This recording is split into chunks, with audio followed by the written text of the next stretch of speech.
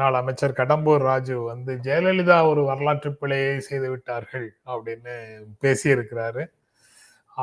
அடல் பிகாரி வாஜ்பாய் தலைமையிலான பாஜக அரசுக்கு கொடுத்த ஆதரவை திரும்ப பெற்றிருக்க கூடாது.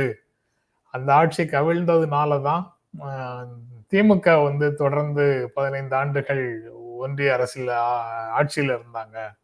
அதற்கு காரணமானது அந்த நம்பிக்கை இல்லா தீர்மானம் தான், ஆதரவை திரும்ப பெற்றதுதான் அப்படின்னு ஜெயலலிதா ஒரு வரலாற்று பிழையை செய்திருக்கிறார் அப்படின்னு ஒரு சார்ஜ முன்வைக்கிறாரு ஜெயலலிதா மேல.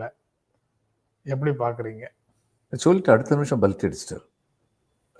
அதனால ஏதோ தவறி போய் ஸ்லிப்பாவது டங்குற அளவில் அதை விட்டுற வேண்டியதுதான். ஆனா எதை விட முடியாதுன்னா, இப்படி ஸ்லிப்பாவது டங்கெல்லாம் ஜெயலலிதா இருந்தபோது யாருக்காவது வந்திருக்குமா? டங் இருக்குமா தெரியலையே. அந்நேரம் சொல்லுவாங்க ஏடிஎம்கே அமைச்சர்கள் நிமிர்ந்து பார்த்தது அப்படிங்கிற ஒரே தருணம் வந்து ஜெயலலிதா ஹெலிகாப்டர்ல போகும்போது தான். அப்படி நிமிர்ந்து பார்த்து கும்பிடு போடுவாங்க அப்படின்னு சொல்லுவாங்க. அப்படி இருந்தது. அதாவது தமிழ்நாட்டை பொறுத்த மட்டும் 2 கட்சிகள் தான் பெரிய அரசியல் கட்சி இன்னைக்கு வரைக்கும், திமுகவும் அதிமுகவும் தான். இப்போ அதிமுக வந்து என்னாச்சுன்னா, ஜெயலலிதா மறைவுக்கு அப்புறம் இவங்க பெரிய கட்சியா இருந்தாலும் டாமினன்ட் கட்சியா வந்து பிஜேபி இருக்குங்கிற ஒரு நிலைமை வந்தது. ஜெயலலிதா இருந்த வரைக்கும் டிஎம்கே இருக்கட்டும் ஏடிஎம்கே இருக்கட்டும் ஆல் இண்டியா பொலிட்டிக்கல் பார்ட்டியோட அலையன்ஸ் வச்சாங்கன்னா, தமிழ்நாட்டை பொறுத்த மட்டும் லீடர் வந்து இந்த 2 பேர்ல ஒருத்தங்க தான். அப்படித்தான் இருந்தது. அது அதுக்கப்புறம் எடப்பாடி பழனிசாமி காலத்தில் மாறிச்சு. அவர் வந்து செகண்ட் ஃபிடல்னு சொல்லுவாங்க, அது மாதிரி பண்ணாரு. அப்புறம் வந்து அவர் வந்து தொண்டர்களுடைய வற்புறுத்தல்னால அதை வந்து வாபஸ் வாங்கினாரு.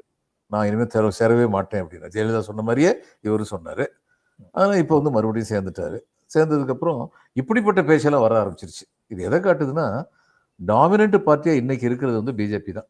Between ADMK BJP alliance dominant பார்ட்டியா அவங்க தான் இருக்காங்க. ஏன்னா நினைச்சபடியெல்லாம் பேசுறாங்க. முதல் நாள் வந்து கூட்டணி வைக்கும்போது அமித்ஷா வந்து சொன்னாரு, இங்க வந்து ஏடிஎம்கே தான் லீட் பண்ணும், எடப்பாடி பழனிசாமி தான் முதலமைச்சர் ஆவார்னு சொன்னாரு. கொஞ்ச நாள் கழிச்சு முதலமைச்சர்னு சொன்னாரா சார்?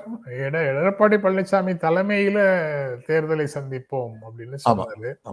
அப்படின்னு சொன்னாரு. ஆமா, ஸ்பெசிபிக்கா முதலமைச்சர்னு சொல்லல, ஆனா எடப்பாடி தலைமை சொன்னாரு. ஆனா அடுத்து என்ன சொல்லிட்டாருன்னா, இது என்டிஏ வந்து வெற்றி பெறும், கூட்டணி ஆட்சி அமையும், ஏடிஎம்கேல இருந்து ஒருத்தர் என்டிஏ வந்து முதலமைச்சரை தேர்ந்தெடுக்கும் அப்படிங்கிற மாதிரியான அர்த்தத்தில் சொன்னாரு. இவங்க பிடிச்சிக்கிட்டாங்க, இங்க உள்ள லோக்கல் பிஜேபி ஆளுங்க முதலமைச்சரை நாங்க தான் டிசைட் பண்ண போறோம் அப்படின்னு சொல்லிட்டாங்க. அந்த நேரம் பார்த்து செங்கோட்டையனுக்கு அது ரொம்ப நுட்பமான இடம் சார்.